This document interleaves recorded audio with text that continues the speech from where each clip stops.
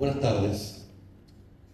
Agradezco la invitación para participar de este homenaje al centenario de Fervor de Buenos Aires. Quiero aclarar en principio que para mí es un honor compartir esta mesa con Daniel y Silvia, cuyas sagacidades borgianas superan holgadamente la mía, con Beatriz, que me enseñó, entre tantas otras cosas, a leer a Borges en tiempos ya muy remotos. Así que les pido que me escuchen con la atención que merece un alumno que ha estudiado un poco, pero tal vez no tanto como para despertar en sus maestros algo más que la condescendencia. Fervor de Buenos Aires es tal vez el libro de Borges más sometido a los rigores filológicos. Sabemos casi todo sobre quién lo imprimió, cómo fue escrito, qué poemas previos incluyó en él el joven Borges, cuáles descartó. Silvia se dedicó no lo hizo comercialmente porque esto llevaría tardes enteras, pero se refirió a todo ese proceso y también a las ediciones críticas del libro, de las cuales hay varias, es decir, ediciones con las variantes anotadas. Daniel Walder, como acaba de mostrar, es un extraordinario trabajo de archivo y de edición que permitió cotejar versiones previamente publicadas de algunos poemas. Y Beatriz ha sometido a Borges a indagaciones cada vez más sofisticadas. Silvia, además de lo que dijo, yo no sé si se notó, por eso voy a subrayarlo, ha repuesto todo el contexto necesario, que es por un lado los otros textos, pero también el ambiente estilístico que hay que tener en cuenta para leer Fervor de Buenos Aires de 1923, por eso no es lo mismo leerlo en un libro del 69 que leerlo en la revista en la cual se había publicado el texto. Es decir, que todo esto importa para comprender lo que Borges hizo en su momento, en ese momento, que es en todo caso lo que podríamos llegar a estar celebrando. Además de eso, muchas de las intervenciones sobre Borges son en sí mismas monumentos de la crítica. Pienso en Barrenechea, en Silvia Molo, en Pesoni, en Beatriz, desde ya. En cada una de esas intervenciones se perfila un Borges diferente. Yo me voy a aferrar una vez más a un Borges que ya he abrazado antes, con la conciencia de que Borges es todos los Borges, y que cuanto más Borges haya, tanto más vital será nuestra conversación literaria. Fervor de Buenos Aires, en su versión primera, la de 1923, a mi juicio, y en esto coincido con el mismo autor que así lo reconoce en el A quien le llegue, así se llama el prólogo, incluye versos tan desafortunados como para querer olvidarlos, pero en una dirección no prevista por poemas previos como Rusia, publicado en Grecia en 1920, o Catedral, publicado en Ultra en 1925. De allí que yo llamara a esta intervención la suerte de un poeta malo.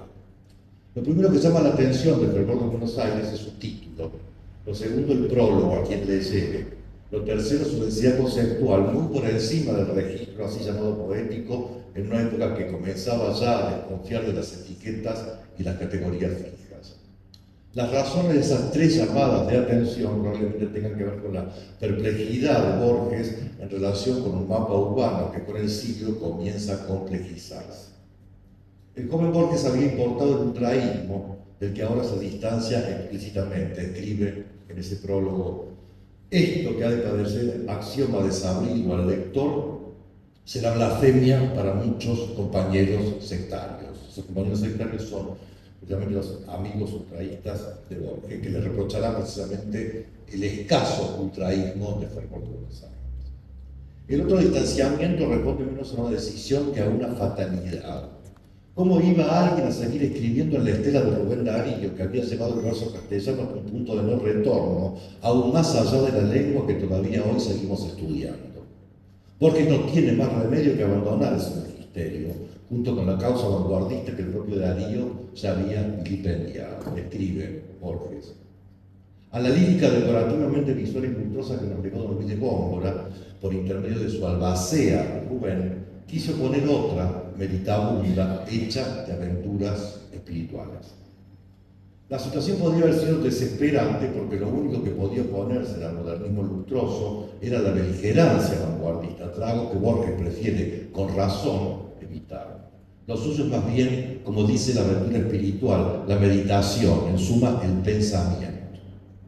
Encontrará en Carriego un precursor al que le dedicará más adelante un libro, al cual tanto Silvia como Daniel se han referido, pero ese autor lo había conocido él siendo un niño, y ese autor le había revelado que la poesía era una magia palabra que volverá varias veces en la obra de Borges. El otro que mira lo mismo que él y del mismo modo es Baldomero Fernández Moreno, de quien Borges dice: después de saludar a Rubén Darío en su dialecto de astros y rosas, había ejecutado Baldomero un acto que siempre es asombroso y que en 1915 era insólito. Un acto que con todo rigor etimológico podemos calificar de revolucionario. Lo diré sin más dilaciones. Fernández Moreno había mirado a su alrededor. Mirar alrededor es precisamente lo que hace el fervor de Buenos Aires para encontrar una ciudad que se transforma a paso redoblado como corolario de la universal chusma dolorosa. Son palabras del joven Borges, la universal chusma dolorosa que baja de los barcos.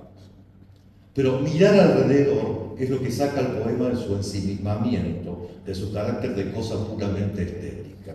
El poema es para Borges, en un sentido totalmente diferente al de las vanguardias históricas, un paso de vida, con todas sus melancolías, sus misterios, sus raras temporalidades y sus magias, tal como se lee en el fervoroso prólogo en supuestas palabras de Sir Thomas Browne. Mi vida es un milagro cuya relación antes avecindase a la poesía que a la historia y sonaría a guisa de fábula en las orejas del público.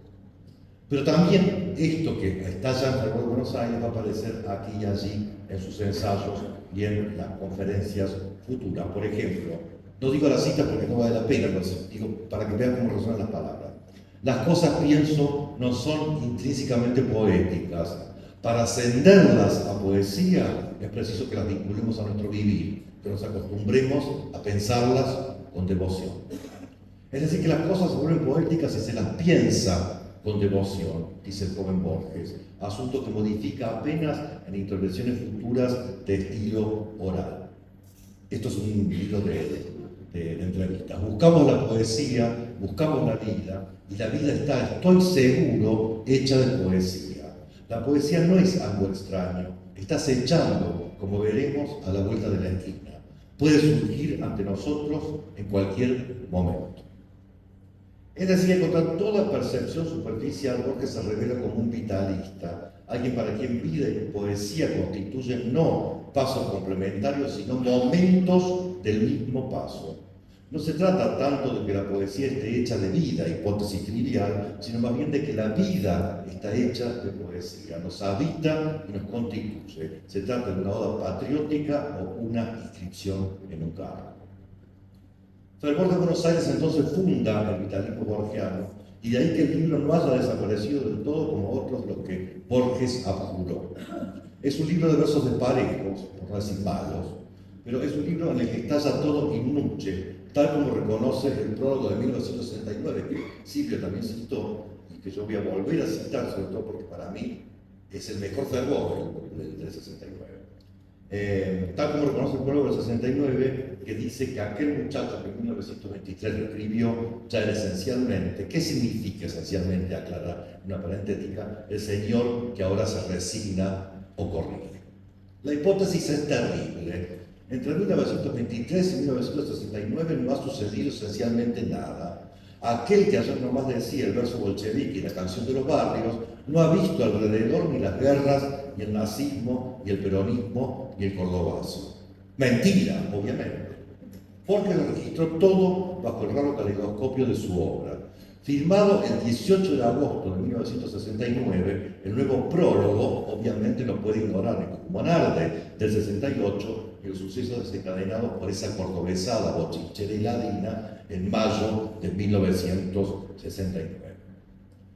Borges escribe, como los de 1969, los jóvenes de 1923 eran tímidos, temerosos de una íntima pobreza, trataban, como ahora, de escamotearla bajo inocentes novedades ruidosas. Es decir, que la revuelta, vista desde un punto de vista conservador, es una inocente novedad ruidosa que apenas asemella en la experiencia de vida, podríamos suponer, pero no. Porque como Borges nunca se dejará atrapar por esas casillas tan fáciles de aplicar, por esos adjetivos que funcionan como aparato de captura, sus textos, con los que está hecha su vida, están sembrados de pistas sobre cuánto de la historia atravesó su experiencia. Y para huir de esas normalizaciones presuntuosas, todos los textos de Borges hacen de la reflexión sobre los adjetivos, los procesos de predicación y las figuras retóricas adjetivales, tales como la metonimia, la hipálaje. Beatriz nos ha regalado un hermoso texto a propósito de la hipálaje en Borges, paréntesis demasiado largo. Todos los textos de Borges hacen de los adjetivos y las figuras retóricas adjetivales su razón de ser.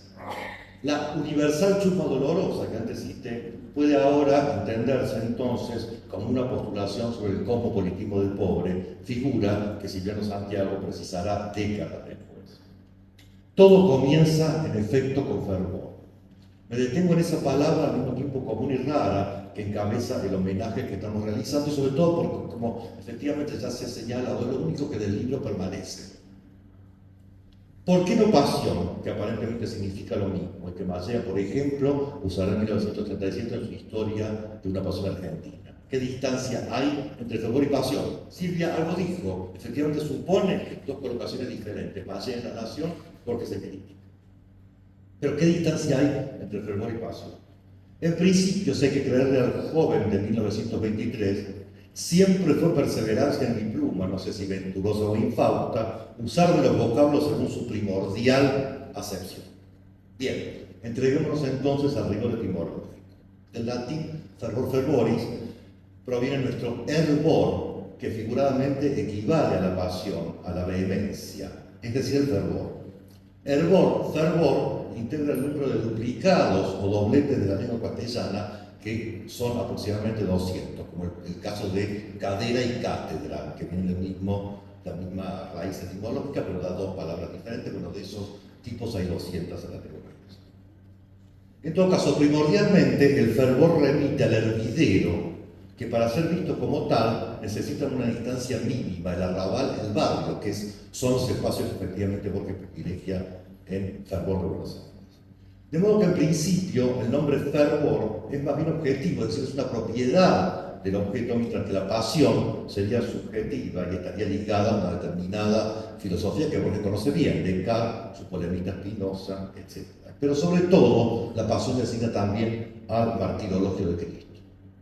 De modo que, puesto a pensar, Borges prefiere evitar esos monumentos en los que se discute la relación entre el alma y el cuerpo, el entendimiento y el deseo, entre la conciencia y la extensión.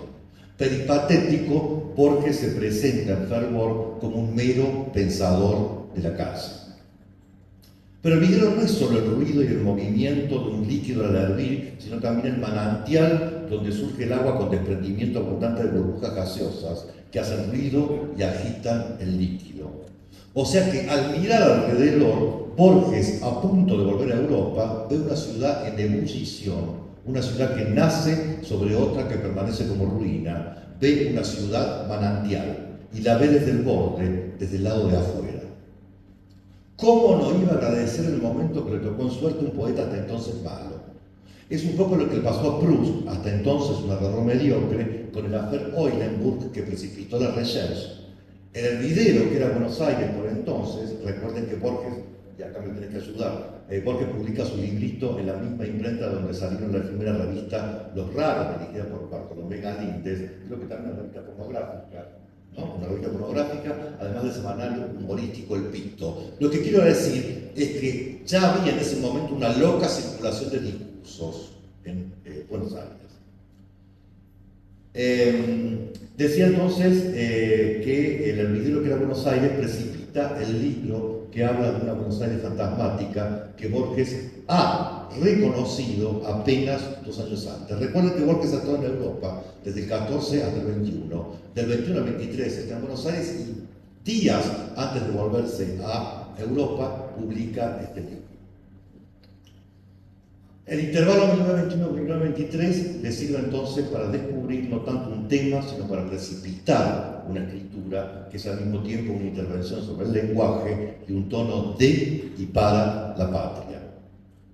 La fascinación que puede provocar un fervor de Buenos Aires en 1923 tiene que ver, antes que cualquier arte poética, con un pensamiento y con la encarnación de ese pensamiento en sus tiempos, es decir, en las variaciones infinitas que supone el tiempo.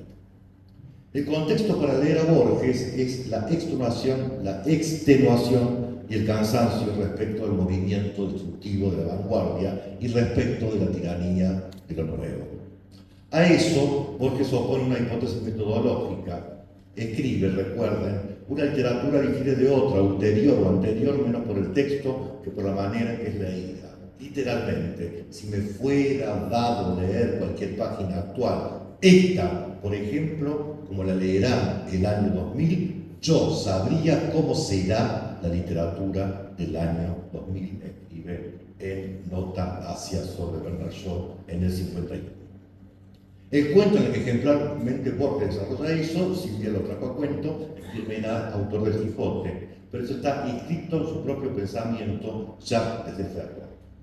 Las correcciones a las que Borges somete su escritura de 1923, creo, deberían entenderse según esa lógica del lector contemporáneo, es el lector del libro futuro, el lector futuro del libro.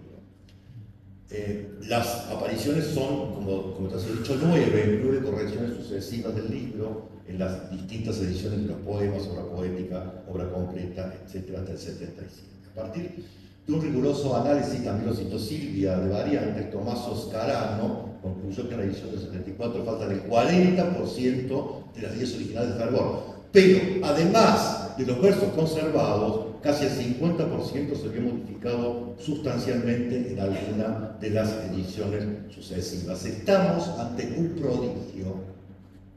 Los versos de Fervor son los más manoseados de la historia de la literatura e incluso interrogan la identidad metafísica del mismo modo que la paradoja de Teseo que atormentó a Heráclito, a Platón y a John Locke. Recuerda la paradoja de Teseo, el barco de Teseo, le reemplazan los remos, le reemplazan las tablas podridas, le reemplazan las velas, le reemplazan el timón. ¿Sigue siendo el barco de Teseo? Esta discusión atormentó a los filósofos griegos, pero también a otros pensadores. Repito el prólogo del 69, la misma cita que trajo a cuento Silvia. No he reescrito el libro, he mitigado sus excesos barrocos, he limado asperezas, he tachado sensiblerías y vaguedades. ¡Mentira! ¿Qué excesos barrocos? A sus 24 años, Borges ya había tomado partido por el barroco quevedeano. Escribe a quien leyera en el 23. Mi sensualidad verbal solo abarca determinadas palabras, lacra imputable a cuantos escritores conozco y cuya única excepción fue don Francisco de Quevedo, que vivió en la cuantiosa plenitud y millonaria entereza de nuestra lengua castellana. ¿De acuerdo? La frase está tan confusamente escrita en el sentido barroco que no se entiende bien qué quiere decir, pero en todo caso el nombre de Quevedo brilla por sobre el de Darío, el de Góngora y el de cualquier otro escritor. He mitigado sus excesos barrocos no significa una impugnación del barroco, sino más bien una colocación respecto de un determinado barroco, el barroco del concepto, Quevedo, Gracián y Deleuze. Y no por otro, el barroco tramposo de Góngora. Porque el barroco no es un estilo posible, sino un ethos, es decir, una forma de habitar el mundo, un clima de época y, como supo bien de Sama Lima, una inteligencia, la inteligencia americana. Sensible a las variaciones de las eras, Borges hace, como en la nueva refutación del tiempo, exactamente lo contrario de lo que propone. Contra la hipotética continuidad del yo, disuelve la identidad mediante una función autor completamente desbocada y sujeta a los vaivenes de la historia. Simulacro es, antes que una figura de la posmodernidad, efectivamente, lo dijo Silvia, una entrada del vocabulario borgiano. Borges, suponiendo que ese nombre sirva todavía para designar a algo que el propio Borges impugnó, es un operador de contemporaneidad cada vez que relee y corrige su libro. El poema Judería de 1923 pasa a llamarse Judengasse en 1943 y en 1954 y desaparece del libro desde 1958. Como en el caso de Pierre Menard, en 1943, el mismo texto de 1923 tenía un sentido histórico y político totalmente diferente. El luto de la modernidad, lo sabemos, comienza en la década del 60, porque presintió el advenimiento de un nuevo paradigma, o si se prefiere, de un nuevo milenio, un nuevo estatuto para la literatura y una nueva colocación para los poetas, una nueva relación con los archivos y la memoria.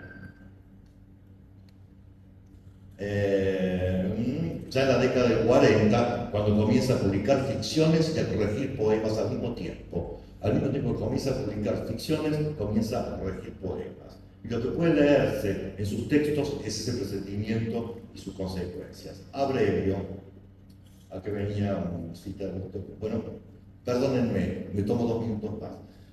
Para citar el fantasma neobarroco de Borges, que viene a ser Bustos Domecq, ese escritor inventado junto con Jorge Cáceres.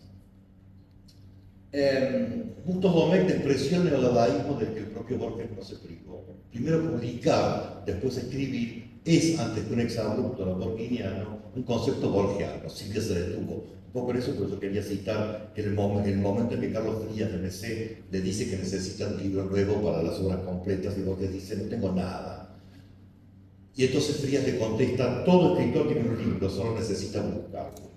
Un domingo, sigue Borges, revolviendo en los cajones de casa, empecé a descubrir poemas y textos en prosa que en algunos casos se remontaban a la época de mi trabajo en crítica. Esos materiales dispersos, organizados, ordenados y publicados en 1960 se convirtieron en el hacedor. Para mi sorpresa, ese libro que más que escribir acumulé, me parece mi obra más personal y para mi gusto la mejor. De modo que lo más personal, en oposición a lo apersonal, se juega antes en la acumulación que en la escritura, y los libros también pueden responder a la lógica del objet trouvé o el ready-made, y por supuesto también a la lógica del patchwork y el fragmento. Fervor de Buenos Aires es una pieza esencial del pensamiento borgiano, precisamente porque trabaja con estos procedimientos que tienen que ver con los nombres y las cosas que designan, es decir, en el caso de Fervor de Buenos Aires, lo que se llama igual no incluye, sin embargo, las mismas palabras. Es decir, que se trata de hacer funcionar los nombres en una serie de repeticiones y diferencias que, como ha señalado Nicolás Rosa, porque, como ha señalado Nicolás Rosa, la preservación de los puntos de azar en la serie exigen una memoria serial y no una memoria combinatoria. Dos son las imágenes que invocan esos procesos. La del archivista que copia un bloque de texto de un archivo a otro, y la del filólogo loco que traza unas temáticas, es decir, un árbol de variantes, para deducir hipotéticamente el texto original y perdido. Se trata de escribir el poema o el cuento como escribe el archivista, con los ojos del archivista, con los ojos del filólogo, con sus manías correctivas. Ese es el Borges pop que yo leo ya en fervor, sobre todo en la versión de 1969. Los sistemas de clasificación positiva están heridos o se desmoronan. El archivo y la indagación filológica son laberintos en los que Ariadna ha perdido el hilo. O, como señaló Beatriz Arlo, el orden binario cae y algo tiembla en el mundo.